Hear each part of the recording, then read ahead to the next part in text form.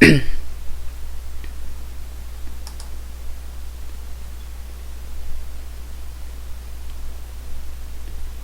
hey everyone, this is Jeremy for Massively.com again, taking another look at Runes of Magic.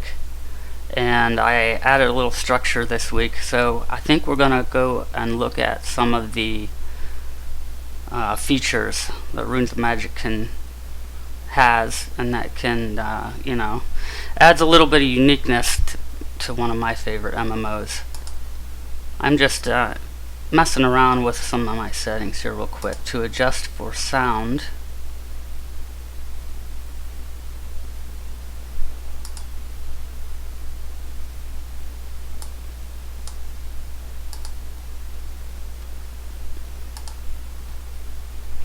Yeah, we don't need music.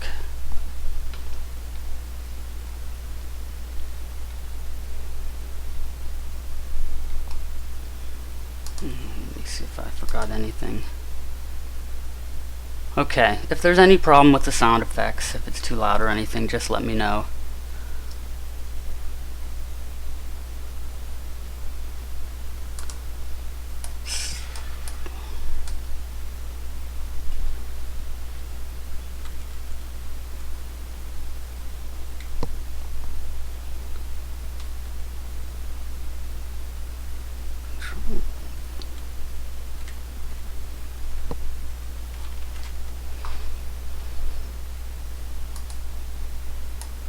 Yeah, so basically Runes of Magic has a lot of unique features for an MMO.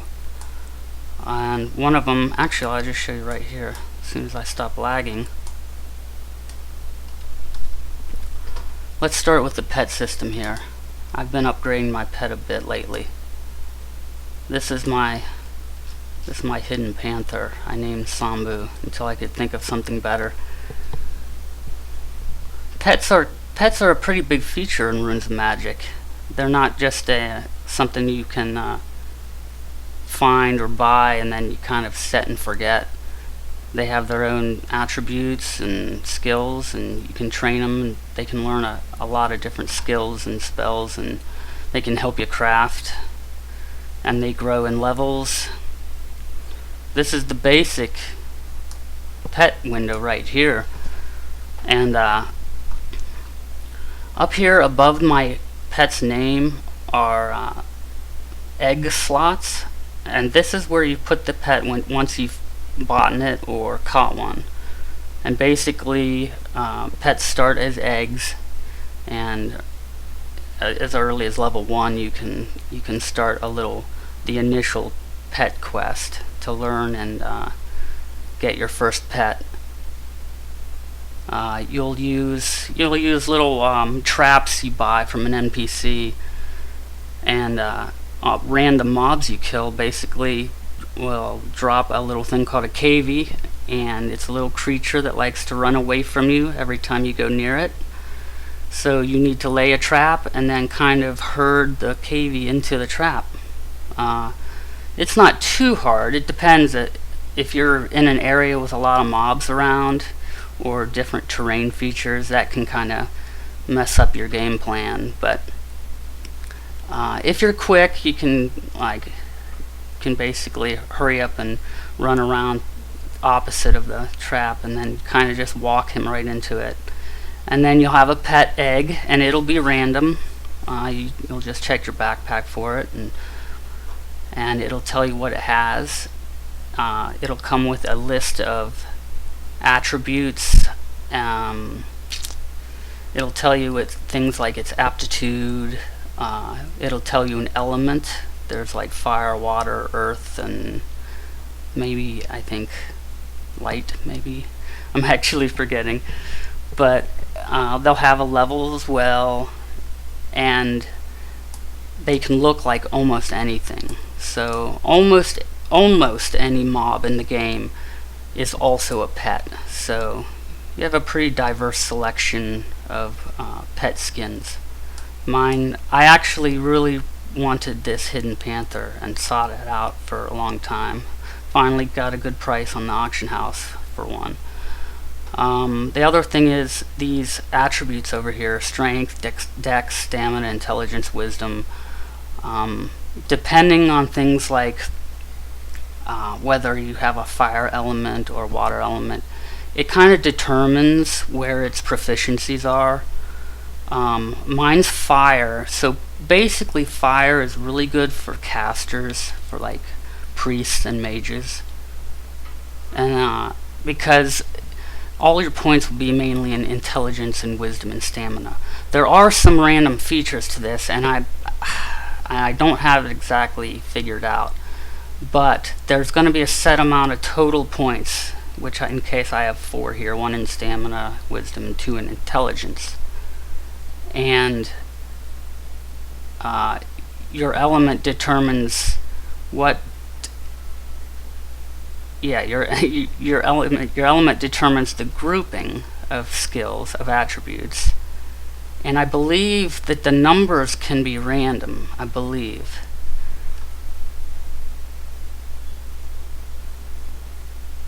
Hang on 1 second here. I hope I'm not messing things up. Coco asks, what is the game's name? This is Runes of Magic. If you've never played this game before, it's a nice free-to-play MMO by Frogster America and Runewaker Entertainment. A lot of people say it's like a free version of WoW. That gets tossed around a lot, so I kind of give in and say that. But as you get into the game, you'll see that it has a lot of unique features and systems, some of which I hope to cover in the next hour here. So this pet system is one of them. But on top of your attributes, you're going to have skills. Click this on. Now these skills right here are a whole list of passive skills, and every pet gets them. They're sort of like, they're not unique to the pet, they're just a list of passive skills, and you make them unique by spending pet talent points on them. As you can see down here, I have 0 out of 1,000. I've already upgraded my improved health to +2, so when my pet is summoned, its maximum HP will increase by 4%. Now, when I earn another 500 talent points and upgrade to level 3, that'll increase to 6%, and so on and so on. And I can keep upgrading that, I believe, clear up to match my level of my pet. And I think pets can go up to about the same level as the current level cap, which is 62. So depending on how you spend TP in this pool of passive skills, you can really add a huge boost to your character. There's improved health, which is even when he's summoned too, so that means you don't have to click on a button to activate the spell. As soon as you summon him, my HP is going to increase by 6%, as long as my pet's out. There's improved defense, things like attack speed, improved healing, tenacity, magical power increase, and even an increased drop rate. So that right there, I love that. That right there is a pretty big feature. I mean, especially as a priest, I love to have my pet out and have additional HP. The other thing is pet types, and I mean pet type. What I mean by pet type is the actual look of it, the type, whether it's a hidden panther or if it's a parrot or a snake or whatever.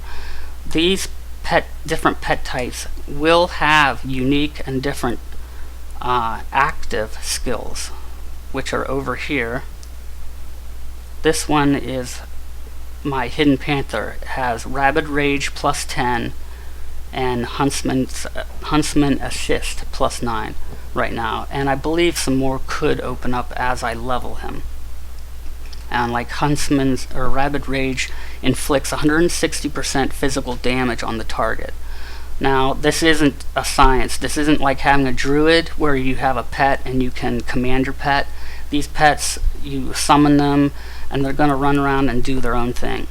So he's not always going to be fighting with me. He's going to fight sort of like whenever he feels like it. And you can increase that by increasing some of his, I guess you'd call them, I don't know what you'd call these. They're just like his experience and talents and loyalty and nourishment and training and aptitude levels. Overall aptitude is highly effective for getting your pet to attack. Like I have 73 out of 100, which is, that's not bad, but it could definitely be a lot better. On the auction house, pets with aptitudes in the high 80s and low 90s sell for an awful lot of money because the pet will fight more frequently alongside you and aid you in battle. You can raise aptitude regardless of what you end up starting with, which everything along with the attributes will be random when you catch your first egg. Sorry, I'm losing my train of thought. Aptitude can be raised in different ways using by feeding your pet, gaining experience points, and raising training points, and then you sort of trade off. You sort of spend training and or experience to increase these other bars. You can do that through an instance called Miller's Farm. And actually, let's go there. So I'm not just sitting here showing you the same old screen for the whole hour. Now, I have to remember where the pet NPC is here in Obsidian. Otherwise, it might be quicker just to go to the other town where I know he's at.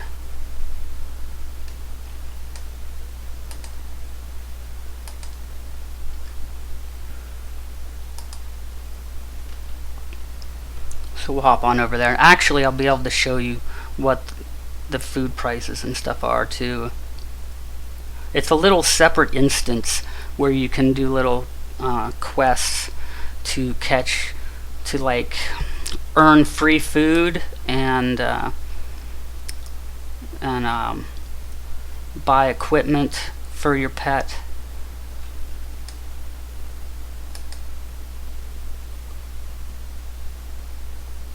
I want to go to Varanus. Yes.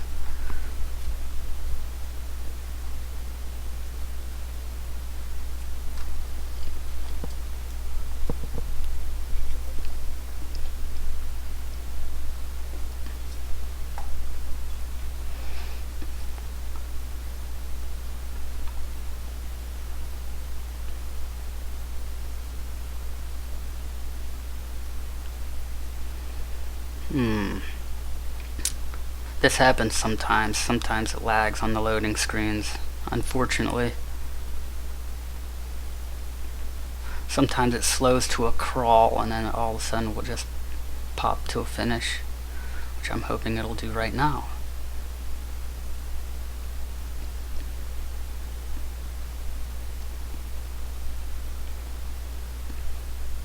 Like everything else in Runes of Magic, they provide, oh look at that, nice. Hello Mr. Spambot. Everything has a way to obtain items in game only, whereas the cash shop is basically a shortcut to those. But you can get pretty much everything in game. It's just a matter of taking more time and doing things differently. This might be folly to try and immediately transport again. Hopefully it doesn't take us long. And Miller's Farm is the instance that is sort of like the way you go about getting some of the free stuff.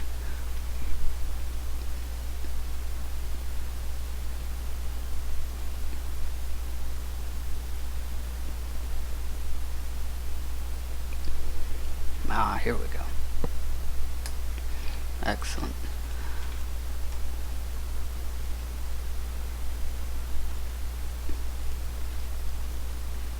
Okay, here we are.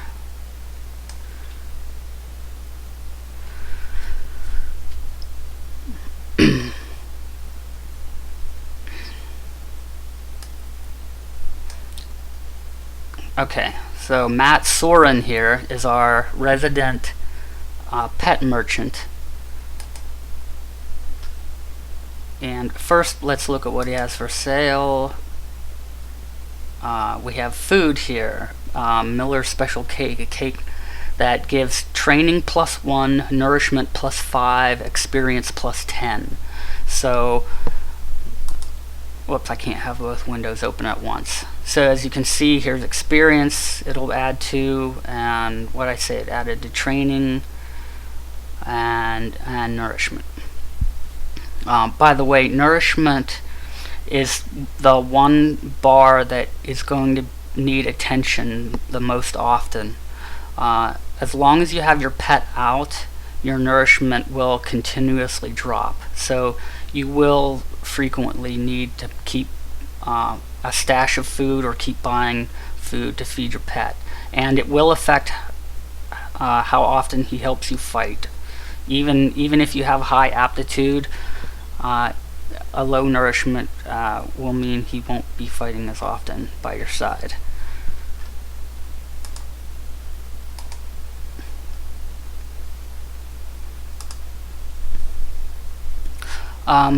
Here's some cheese, nutritious cheese. Basically just adds nourishment +10. It costs 5,000 gold. Raising a pet can be kind of pricey because you're going to be dropping 5,000 gold here and there quite often. Here are the huntsman's traps, 8,000 gold each. This is what you lay when after you kill a mob, and exactly what will happen is you'll kill a mob, and if there's gonna, and randomly it'll glow, and then you'll get a message in your chat window and say, "Oh, Magic Cavey has appeared," and it will be this look like hedgehog looking thing, I guess. And it'll immediately start walking away from you. No matter, I mean, it will just try to always walk away from you. So you just right click on the trap in your inventory, and you try to walk around to the other side of the pet and walk towards him to get him to walk away from you, but at the same time into the trap. There's a whole selection of tools here, which I'll show you in a minute, about your crafting or your pet crafting, which is really cool because especially if you get your pet high level, you'll be cranking out lots and lots of material. There's some special items here. Now you can buy these in the cash shop, but the in-game way of getting these are right here, that you spend siege points or siege badges on, and that's in Siege War, which is the guild versus guild instance, which is very popular right now. But like the enhancement potion, when the pet drinks it, it converts 500 training points to 100 talent points. The neutralizing bar, this will neutralize a pet's element type, and this is a good place to kind of veer off again. All pets have an element, like I said, but another feature is pet merging. Say you caught a pet and it randomly had a really low level 12, and it was fire. Well, you can really help raise your pet's level by merging it with other pets, and you need 2 pets, and I believe they have to be of the same type. So that little potion, which removes its type, it basically allows it to work be a universal element type. So you don't have to keep searching out only specific element types to match yours. Just a little bit easier way of raising your pet. I actually haven't even bothered with pet merging in the longest time. There are some pets that naturally don't have an element, so you could keep collecting pets every time you find a magic cavie, and you will find some that don't have elements. You don't have to buy. You don't necessarily have to buy the NPC shop item or the cash shop item. But right now I'm going to head over to Miller's Ranch, which is basically just warping to it. This is actually where you go when you get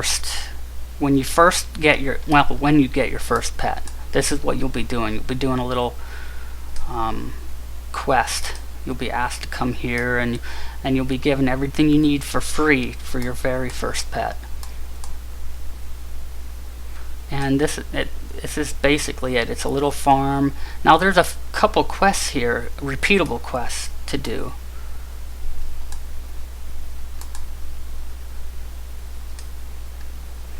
I'm sorry, Dago, for being slow on noticing your chat, but breeding, basically merging is breeding, and it's not.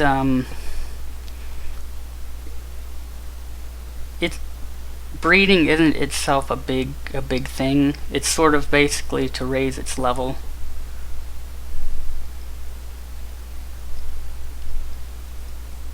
So here's a quest. Jessica Miller wants me to. Oh, I have to reread this all. Working on the ranch is hard work, but it gives you a real sense of achievement. She's going to give me some milk buckets, and I need to milk the cows, and I need to feed them fresh grass, and they'll give me milk, and then I can exchange them for a ranch package. And the ranch package usually contains food, or I think most of this is food. So let's just take it real quick. So here we go. And pretty much everything in Runes of Magic, your goal items will glow and twinkle, or whatever you want to call it. So here's the grass we need to collect.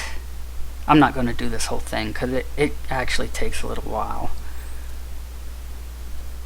But that's what I do. I'd click on all these, and then I'd come over to one of these Mr. Cows, and then once I had the grass, I'd click on him.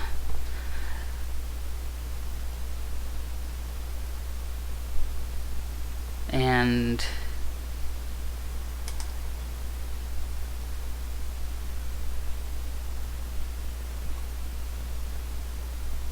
there we go. The grass you brought made it very happy and let you have some milk. And then once I got that, I turn it in for some food. There's a quest over here to collect chicken eggs. One of the bonuses with this quest is you can sometimes find golden eggs. Yes. And they are pretty valuable on the auction house. Basically, she asks you to feed the chickens, and you go over to the twinkling bags of grain, collect the grain. Let's do one just to I'll do one just to show you what it's like.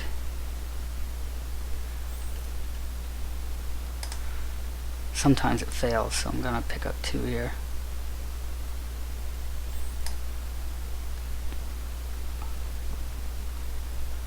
So here are their chickens. Try say eat that and like it.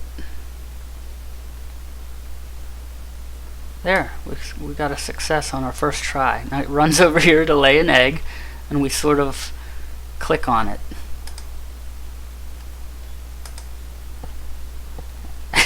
and then you sort of cheer on the chicken. Come on, go for it. And there we go, we get an egg, a fresh egg. Now in this case, it's a normal egg, but every once in a while you'll get a golden egg. And the golden eggs are way more valuable because, for starters, you could bring 3, I believe at least 3 golden eggs over to Pikesill over here, and he will, oops, I thought it was Pikesill.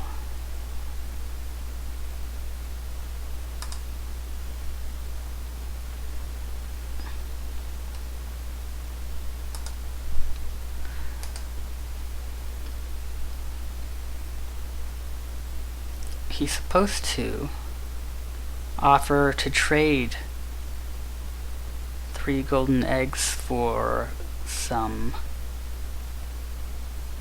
a juicy reward. Sheesh, I'm trying, what?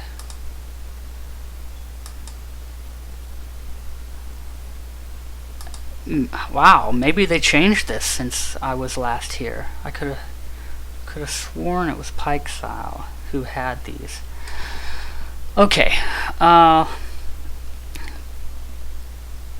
golden eggs though, they trade somewhere. Unfortunately, I don't seem to have the right NPC, so I'm gonna, that's essentially it for this. It's kind of fun to come whenever you have some downtime, whenever you're waiting for a pickup group, or you're just bored maybe.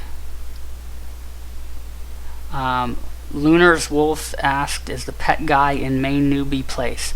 Yes, it's in a few places, and the one I'm in right now is I'm in Logar, which is the starting town. Well, it's right outside of Pioneer where you begin the game, but you quickly move from Pioneer to Logar, where a lot of the quests are.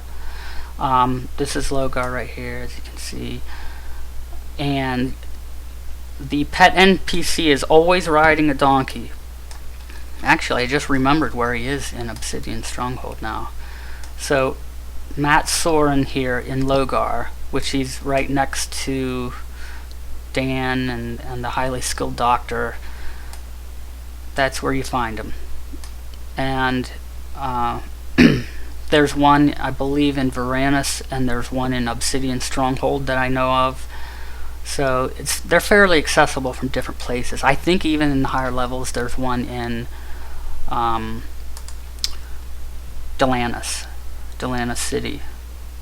Yeah, so let me make sure I got all this down. Last update they changed a lot, huh? They kind of do that, don't they?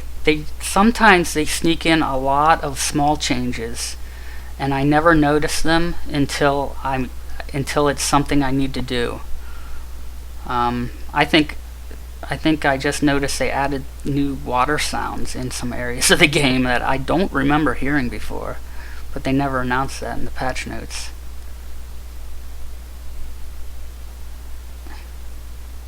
Okay, well, that's alright. That's alright for now.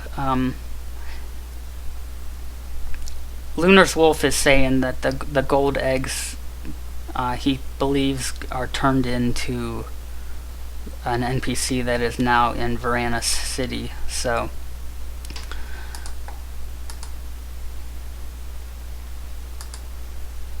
let's take a look at crafting really quick, because it's already 8:30. I'm sorry, I apologize if I'm moving a little too slow for you. I'll try to quickly get through this, and maybe we can get on to something else here. Your pets can craft. Yes, they have mining, woodcutting, herbalism, all the basics. It's expensive. You can buy tools from the NPC I just showed you there, Matt. And here's what I love about crafting. Well, I love crafting anyways, but you can stack up to 999 of any tool. In this case, I'm putting a hatchet, which is for tree cutting, which is going to raise my wood cutting. And I plop it down into the slot, and based on my level, which is 0 or 1 right now, I can pick what I want my pet to craft. As unfortunately all I can craft is ash forest, or ash right now. So I select it, and it'll give you 3 possible outcomes: a junk item, a mysterious item, which I've never found a legitimate reason to have.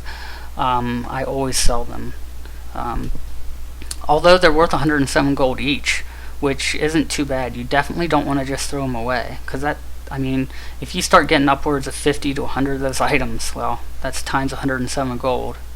You could get ash wood, or you could get a special wood, chime wood, which is sort of, I guess, sort of like a rarer type wood for the same level range. And then I just click go or start, and you see the bar going here. And you actually can kind of set this and forget it. I sound like an infomercial. Just set it and forget it. And I could close out the window, and I could go about fighting and doing whatever else I wanted, and my pet is going to continue to craft those and up until all my tools are gone.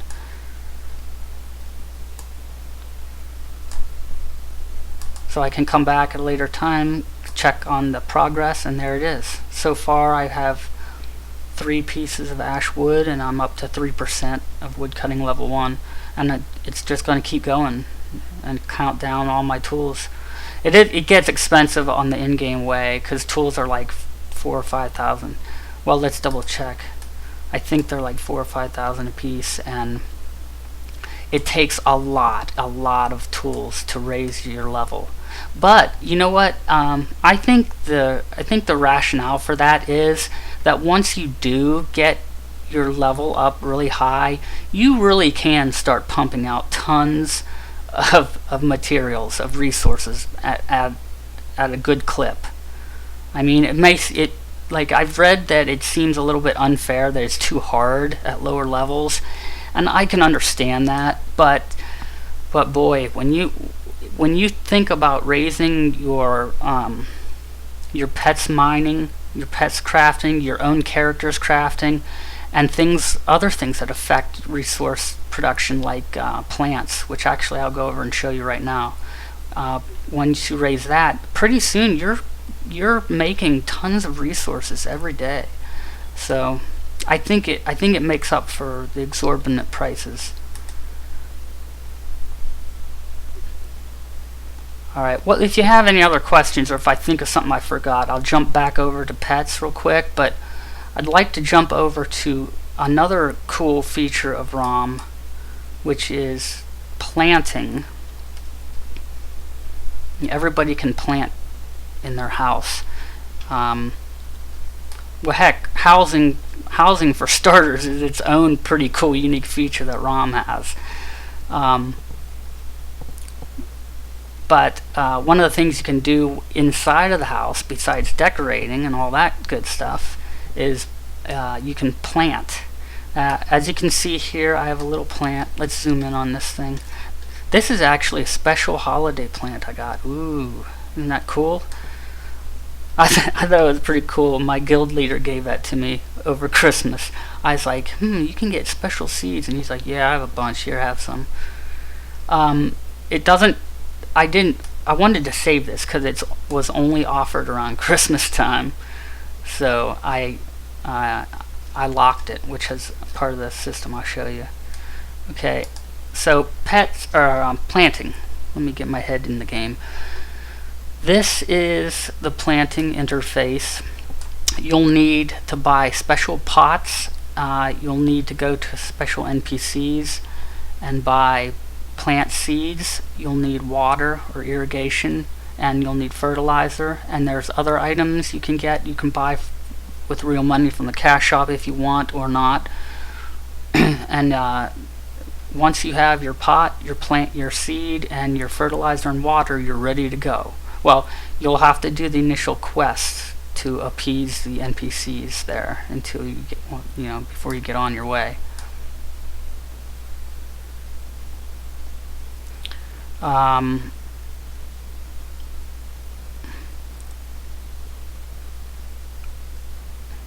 Actually, that is pretty cool, Lunar's Wolf. There are some items you can use the mystery, or some recipes you can use mystery items on. Okay, good to know. Thanks. Alright, we're gonna have to play a little bit of pretend here. I should have set this up. I'm so bad. We'll do okay. We'll do okay. Everybody can pretend. We're good with this.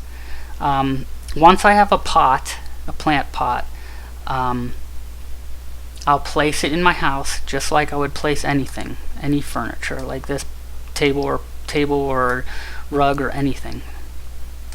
And then I can just click on it to open this interface.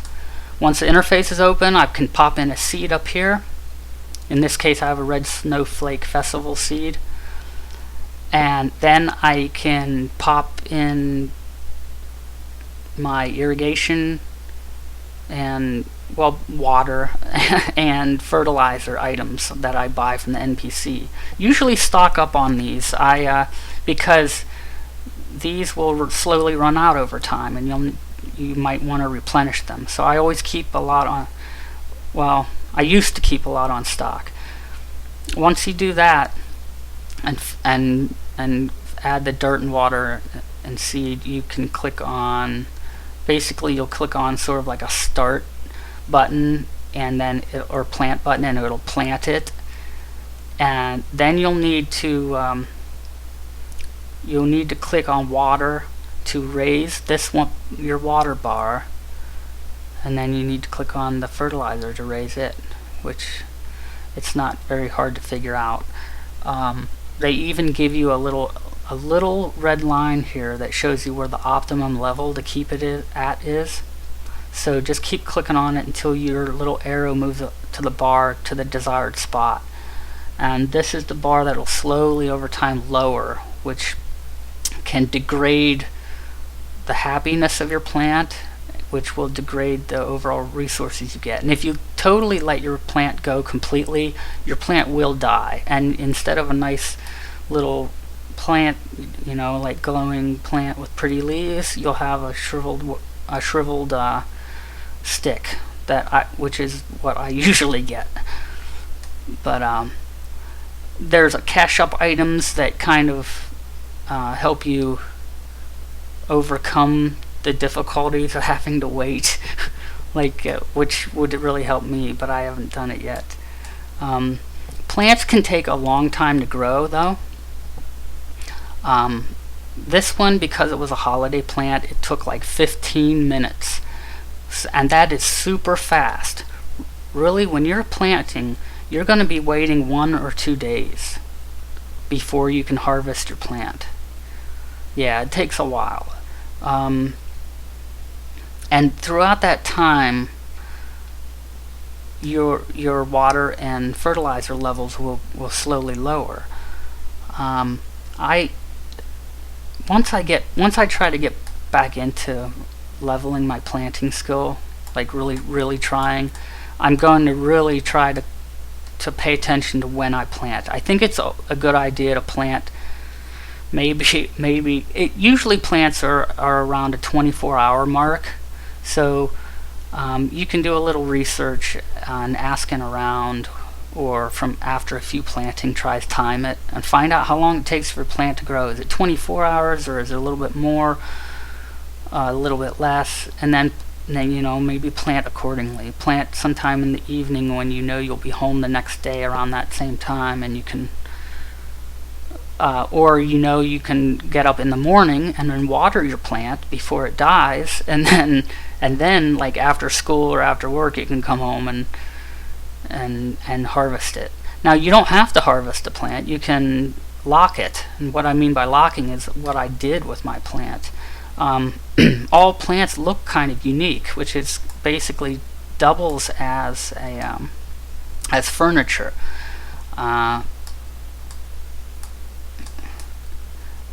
If you grew a plant, let's say let's say you got your planting level up pretty high, and you planted a high level herb or mining or ore. I don't know how you plant an ore seed really, but you can do it. And let's say it looks really cool, you want to keep it, well, they let you do that. You can, once it's fully blossomed, once your smiley face here is fully 100% or close to it, you can lock it, which means you can't harvest it anymore. You can't use the pot anymore, but you can have a pretty flower to look at, which is kind of cool. I mean, and I definitely wanted to do that with this holiday plant. And I'm sure there's other really cool looking plants to have. I can put them up on my shelf over there in the corner and actually start to decorate my house. But yeah, essentially that's all there is to planting. Let me open up the cash shop real quick and we'll take a look at some of these items you can buy. Housing. Here we go. Plants. Okay. You can buy tons of pots and the seeds and everything you need from the NPCs, or you could buy their stuff too here from the special ones that actually add TP or XP bonuses to your house. Get this right. Okay, like this one here. This is the glazed pot plant. 15 diamonds. Here's the other one, square pot plant. You know what? I think I'm in the wrong place. This isn't for the planting interface. This is the normal plants I'm showing you.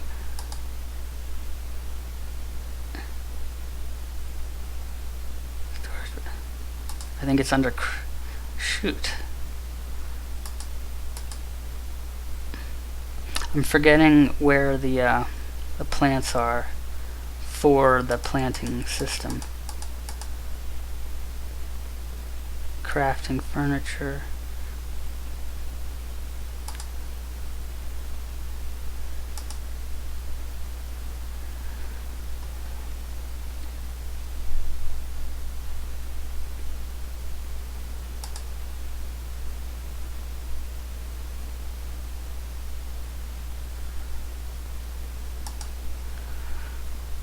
Alright, I'm gonna have to kind of glaze over this and move on. Oh, here we go. Tall winter pant. It was under crafting furniture. Alright. -1 for me.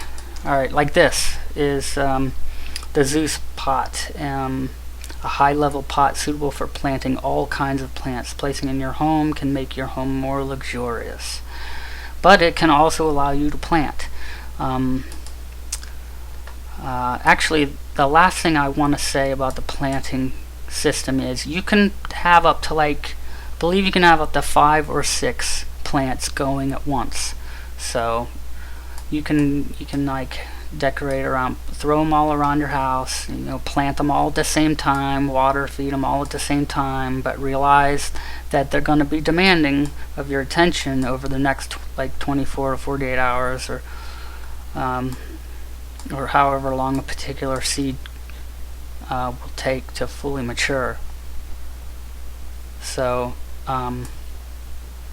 that's the planting interface. Let's take a little look at a little bit more of the housing interface since we're here. We've got a few more minutes before I shut down the live stream, so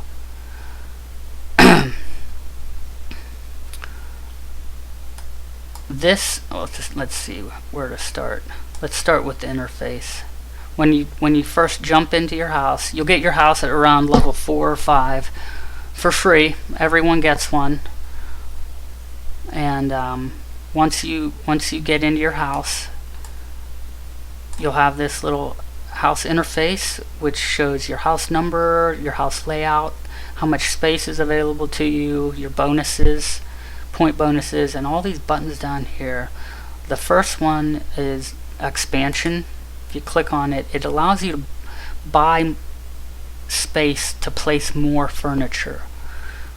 I have the default amount of space right now, which is 10, and I have that completely filled up, and it doesn't look very exciting, does it? I have 10 pieces of furniture scattered around here somewhere, all over, completely filling up my freebie space. If I want more space to have more furniture, I'm going to have to pay for it. I can check that here. For instance, if one more space is going to cost an expansion fee of 300 energy, and it will be a daily maintenance fee of 3 energy per day. Energy is right over here next to expansion, and you can buy energy with real diamonds. I can buy 1,000 for 20 diamonds. I can buy all the way up to 50,000 for 540 diamonds. That'll give me my energy to pay for having more space and to pay for my daily upkeep, and that'll all be reflected up here. It'll tell you how much what your daily cost is after you've expanded. And next to that is furniture. This is my favorite part, placing the furniture. Maybe I'm going to lose some guy points for this, but I love decorating my house. I do. I'm a junkie for it. I'll spend hours upon hours, weeks and weeks, literally. Like, it can easily eat up all my time. But you'll have a drop-down list of furniture and spaces. You'll have furniture in your inventory that you can move over to these spaces, and once they're in the spaces, let's take one for an example. What do I want to use? Okay, how about one of my storage chests? Well, you remove that, recall, okay, and then put that back in my, okay, whoops, that didn't work, moving failed. Got too much junk. Oh, shoot. That's because there's items in it. Let's try something else. This. Okay, I recalled that table. There we go. Okay, so basically, you'll have your 10 empty spaces, and here's what they look like. And then I would buy my furniture either from the cash shop or from an NPC, and I'd click on it and I'd move it over to my furniture slot, and it will say not yet placed. You have to click on it to highlight it in the list, and then one of these buttons at the bottom will let you place it. There's place, recall, move, and rotate. So I'll click on place, and it will automatically be sort of like glued to my mouse cursor, and then I can literally just move it anywhere I want. Like, heck, if I wanted to attach it over here, I could.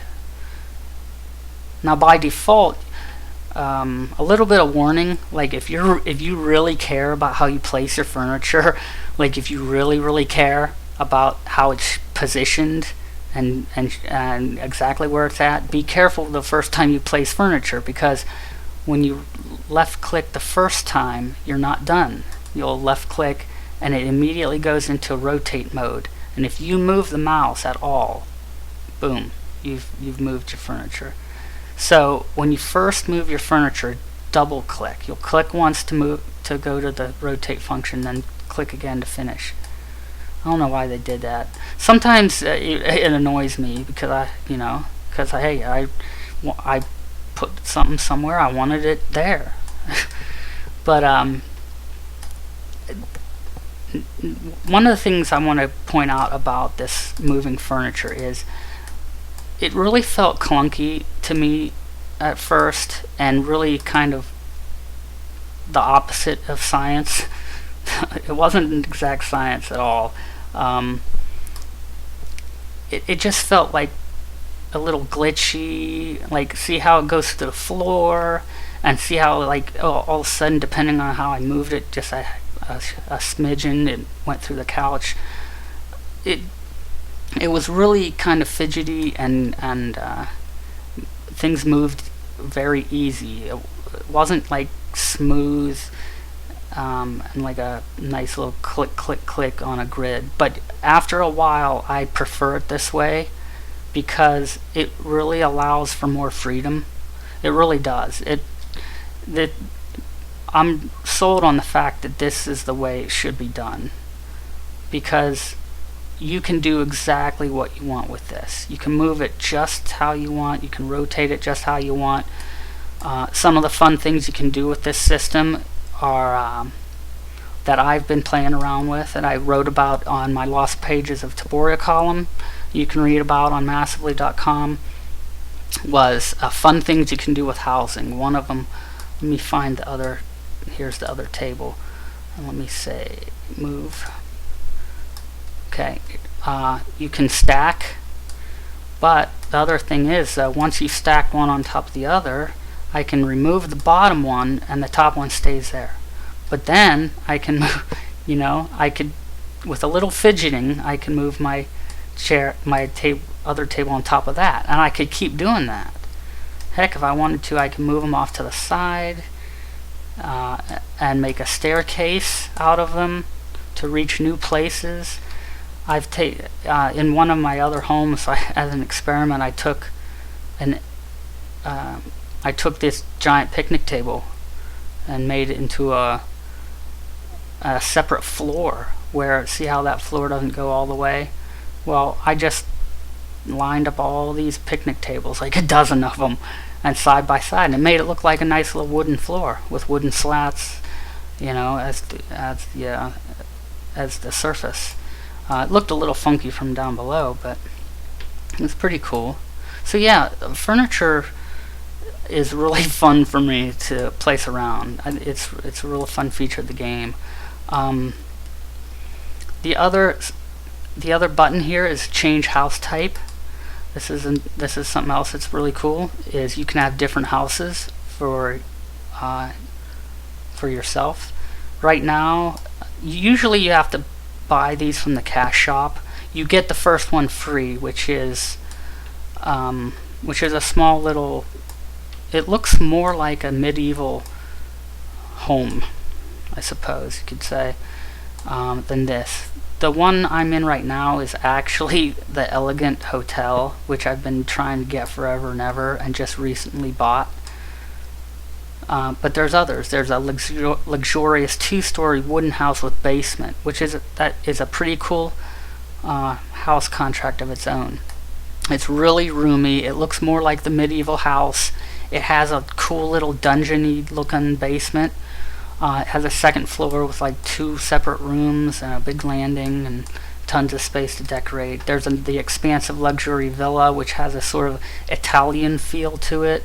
It's mostly a giant open loft with one tiny little level off to the side. There's a 2-story mud house, which is perfect if you want to role play a dwarf. I have that. I need to do something with it someday. But also next to the house type, you have residence friends. This is sort of just a little friends list you can make.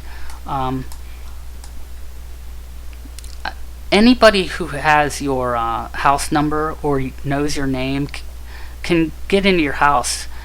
You can set a password if you want, which locks them out, and they would need a password to get in. But you don't have to set the password, and anybody can visit whenever they want, and your stuff is safe.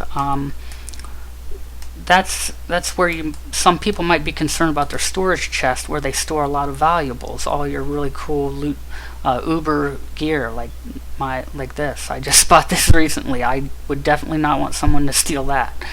That took a lot of time and money to get. So what you can do is you can, on your storage chest, anything where you can store valuables, you can lock out permissions. You can enable view for house friends, enable deposit for house friends, or enable pickup for house friends. Now that means they would have to be on your house friends list over here, which I currently have none on my list. I should add my guildmates soon. But if I added one of my, let's say my guild leader, if I added him over here, and then I clicked on enable pickup and allowed that, that means he could come into my house whenever he wanted to, open my chest, and anything in here he wanted he could take. It's really, why is that cool? Because it's sort of like having individual bank vaults or guild vaults, and I think that's really cool because it expands on where you can store things and for who. So if one of your guild mates, let's say he bought like 10 of these storage chests, and he's like, hey, everybody store your stuff at my house. Now there's going to be some trust issues, I suppose, but it is an option. The last feature here, which I'll show before I shut down for the night, is the housekeeper list. And let's see if this works for me. There was a bug recently that prevented you, after so long after a server reset, you were locked out from being able to buy, and then you'd have to wait for the next server reset. Housekeepers are like your own little personal maids, and they do a whole huge, they're pretty much a whole system within the house system. Maybe I'll get more into them another time, but for now, real quick, I have no housekeeper right now, but I can hire a bunch if I want. Let's hire one for right now. I'll click down the hire button, and there's all these different types. I mean, and they all have names, and they all have their own attributes which do things, and they all have crafting, so they can cook for you. They can make food buffs that are valuable for increasing strength, potions. Some are for fun, others really help you, like in battle. Let's click on this first one, and let me see. It looks like I can hire her, so I'm just going to hire her.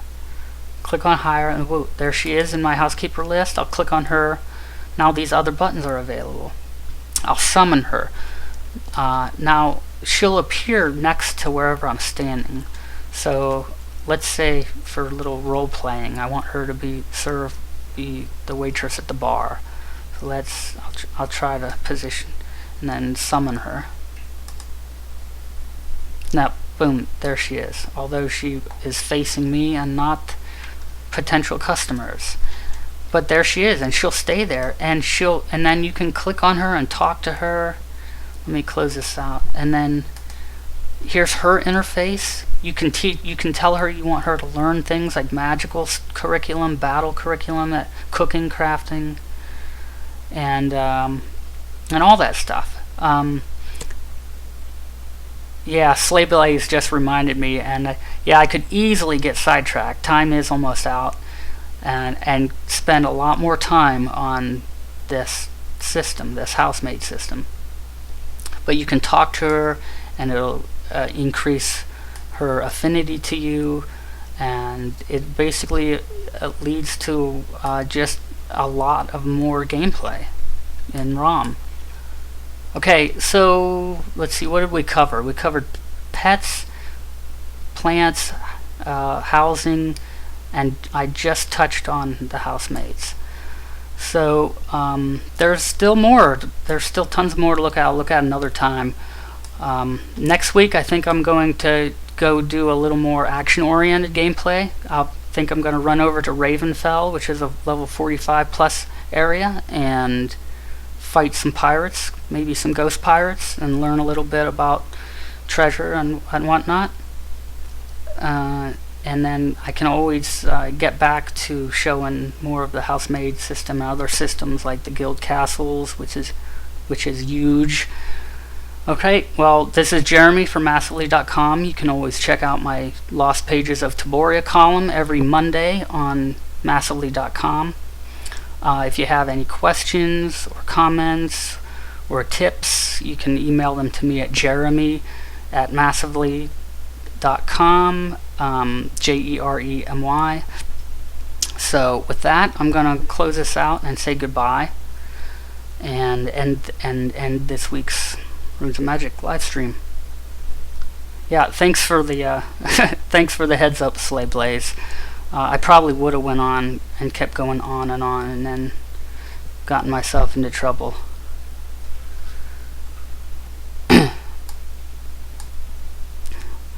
Oh, and look at there, I forgot I removed the table. Now I have a floating plant.